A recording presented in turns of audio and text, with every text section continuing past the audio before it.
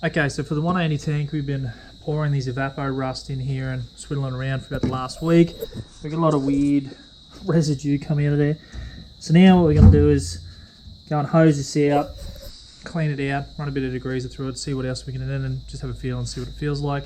Otherwise, we're going to clean it up, paint it all, get that rust preventer on the top of it, get the outside secured. Try to get this down out, but if we're going to damage the tank, I'm not going to worry about it. Then see how bad it is. It doesn't appear to be leaking because we checked all the seam lines as we went, but we'll see what happens. So we'll give this thing a hose out, see what it looks like afterwards.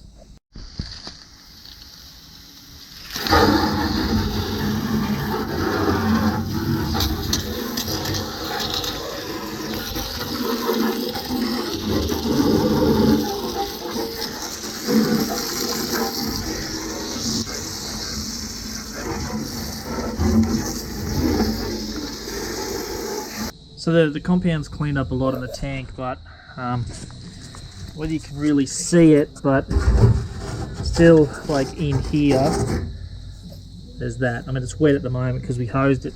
So I think the only true way to get this out is to fully submerge it. Even if we, which is one of the original ideas, was to fill it full of a compound, maybe a sand, and then strap it to the cement mixer and just let it tumble around and clean itself up. Maybe something that we probably should do. Have a think about it. If not, I mean, fuel tanks to a degree have garbage in them, so that's why they're plastic these days. So this thing wouldn't necessarily be a bad thing. It would still run fine. We just have to double check our filters a lot. Eventually you might have to get a new fuel tank. You might even have to build a fuel tank, maybe even an option. Keep on a look at this. I'll suss that out, and maybe the sand idea, maybe leave it. I'll see how I feel, but we'll get this top of this cleaned out, start painting, at least we get the outside rust protected.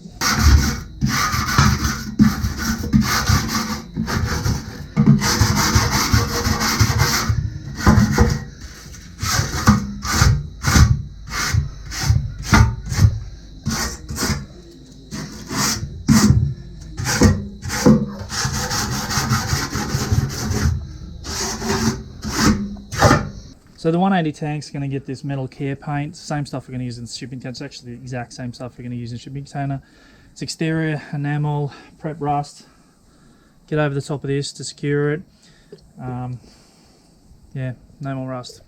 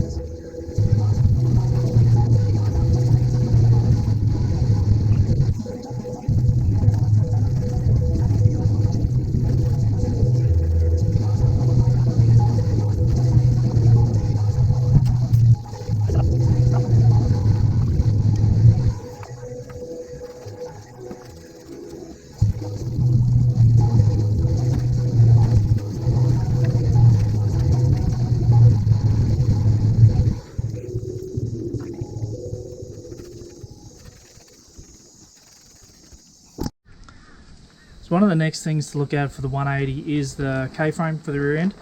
So whereas it is here, we are going to do all new bushes in all 4 of these points. So we're going to get them out now. Then we will run new bushes while we got it out. We're doing everything. We're not going to run a solid bush. We will put a rubber bush in because noise and vibration comes through the back of the car is going to make it terrible to drive. And I want it more as a daily as well as a fun weekender. So we're going to hack these bushes out. But what we would like to do is sandblast the whole K-frame and actually powder coat it blue. Now, we've decided that all the running gear stuff's going to go blue. It's completely different. It's out of the ordinary. So, you know what? I'm going to do it. But our powder coating cabinet is big enough, which means we need to build a bigger powder coating cabinet. So I'm going to clean this, get it ready. Once it gets sandblasted, you can't undercoat it for the powder coating. So we sort of need to have that built and then do this. So one of the next things after this is to start building a bigger cabinet to suit this. It'll be a bit of an experiment because we're going to use propane to heat the cabinet up to our temperature and then use electronic elements to hold it. So it'll either work or it won't, but we're going to experiment with that. So we're going to start getting that stuff together this week, start building that. But we're going to K-frame this in there. That just leaves us open avenues for anything bigger that we want to do. Little stuff will fit in, we can just do heaps of stuff. So we're going to start drilling these mounts out. So the thing that I've done before is we actually get the hole saw and drill down, take out that mount, and then get in and cut the steel sleeve and then hack it together and push it out. That'll get all 4 out. I don't have a press big enough to get them out. Putting them back in will be a little bit more gentle this time than what we were on the XR6. Different ways, you learn different things. So we'll get this hacked up and start getting it ready too. I know you told your friend you're not okay. But tell me what's wrong and why you never said you felt that way. Guess you're trying to stay strong and fake a smile until I look away. But I've known you too long, it hurts to watch your blue eyes fade to gray as you fade away.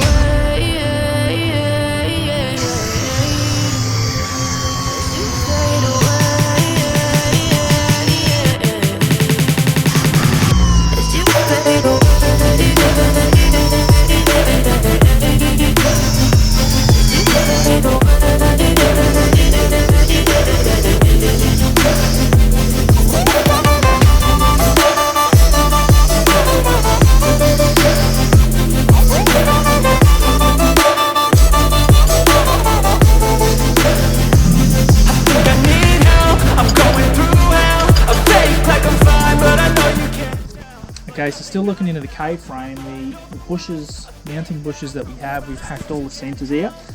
Now we've got to drill them out or they'll fall out or whatever, but initially you get them out. So the idea in the end is to, where'd I put it? Throw it away. So the idea in the end is to now cut a slot down through the outer sleeve of this bush without cutting into the tube on the K-frame. So if we do that, then we actually drive a chisel down the side and it'll just pop straight out. We already tried it with one to make sure that it's going to happen, so hopefully it'll just keep happening for the last 3. We're going to hack these out and that'll be it. It'll be ready just about, except for a couple of mounts or something else that's on there, but we'll get all them out, hack all them bushes out. Later on to put them in, the frame's going to be all pretty and powder coated, so we're going to be really careful putting them in. So we're not going to sledgehammer these ones in, we've got to do it. There's a few different ways that we can do it. We don't have a press anywhere near big enough to jam these things in, so we're going to use a thread and a bolt and we'll actually wind the thread in and force it into position. We'll lube it up and everything, we'll have it all nice and pretty. And make sure that we don't powder coat in there because the tolerances are quite tight. So we'll have all that taped up and cleaned out when we go. We'll hack these out and get it ready.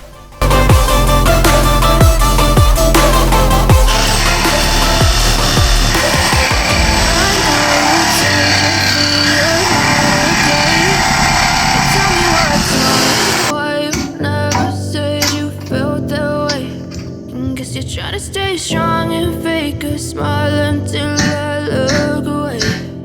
But I've known you too long, it hurts to watch your blue eyes fade to gray.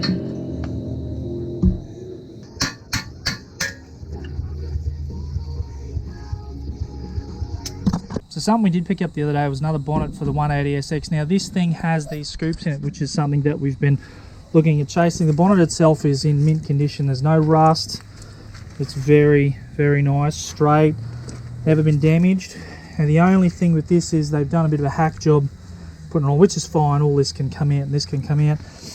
And it just comes down to what I decide that we want to do with this. Because with these things, I mean, there's no holes in here for starters, so we'd have to put drain holes in there. I mean, where this sits, it's all out of shape, and these things are never going to quite be right just because of movement. This material is going to move different to this material. So even if we silicone it, if we fill it, if we fiberglass it, it's just not going to be quite right. So maybe if we get industrious, we could actually mould a whole bonnet off of this. If we wanted to, we could tidy it up and do that. That's an option.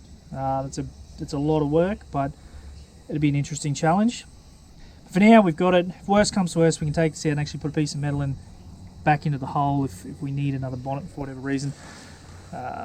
So that's something to have a play with as well. I picked it up pretty cheap, which is good. So at least we've got it. That's a start, but we'll a bit more later on into that. But for now, we've still got the other perfect bonnet for the car anyway, which is more than fine.